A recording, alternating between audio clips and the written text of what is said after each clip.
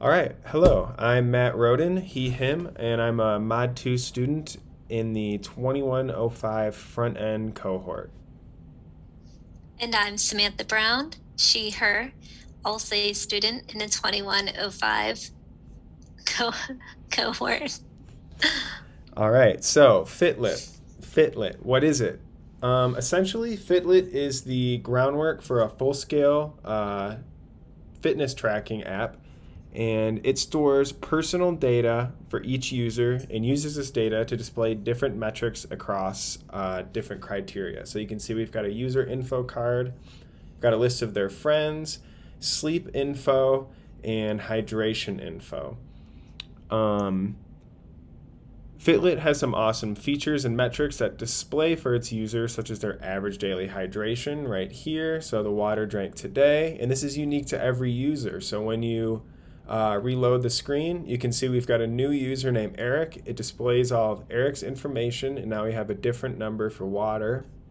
We also have some cool metrics where you can see the previous week's hours of sleep, previous week's sleep quality, and things like this week's water. Currently, FitLit only uses this current week, but in the future, we would like to add the functionality of using any week.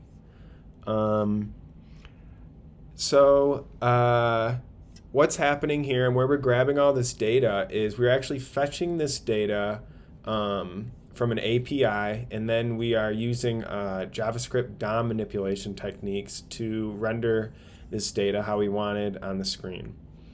And the last part I'll talk about here that I'm going to demonstrate is our CSS, the responsiveness of it. We've got a pretty basic layout going here. We've got flex wrap in order to keep these boxes in place until we're going to hit 500 pixels. You see the wrap is doing its thing, keeping it nice for desktops and tablets. But when we hit 500 pixels, when we get down to a phone size right here, we're going to see that now we are able to use all phones, iPhones, Samsung, anything that is 300 and about 60 pixels or more wide will be able to use that. So I'm going to pass it off to Samantha now, and she's going to talk about some other cool stuff. Thanks, Matt. So our tech stack for FitLit project was the main languages were JavaScript, HTML, and CSS. For our testing, we used Mocha and Chai. With our version control, we used Git and GitHub.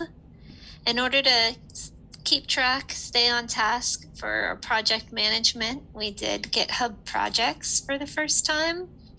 And opened issues, assigned them to each member of our team, and then kept the work flowing pretty smoothly. Our compiler was a Webpack that was provided for us by the instructors at Turing.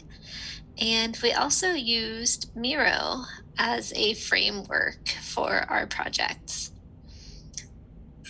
We had a lot of wins and challenges. I'll go with the wins first. So first off, we were using iterators that are pretty new to us and chaining the iterators together to solve complex problems. And we succeeded pretty well with that.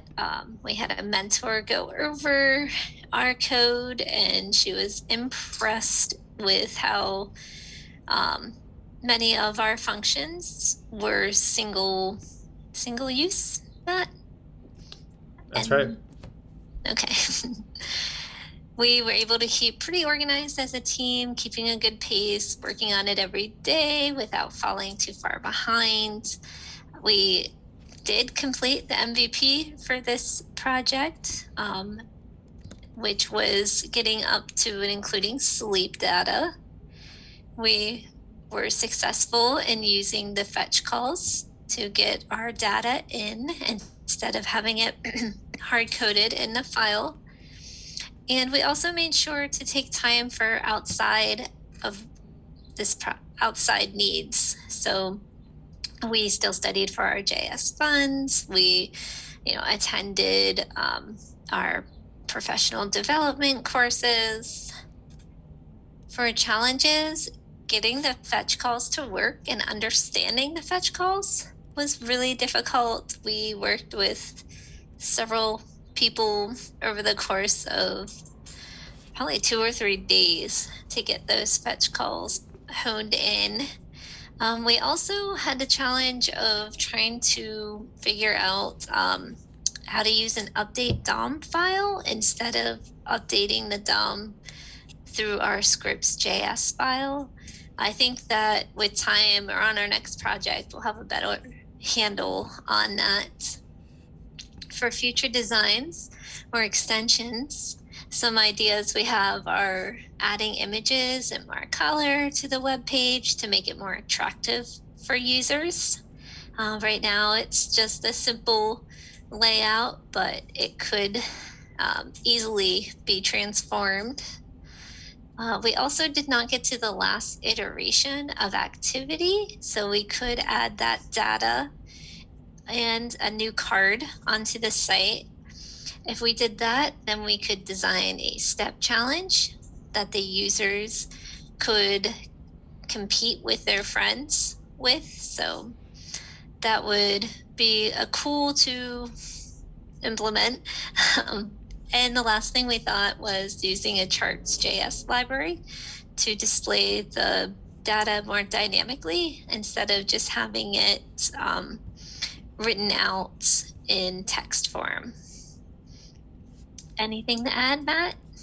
No, I think that was great. It was a pleasure working with you on this project. Yes, thank you for all your help and everything that I learned from you. It was great. Ditto.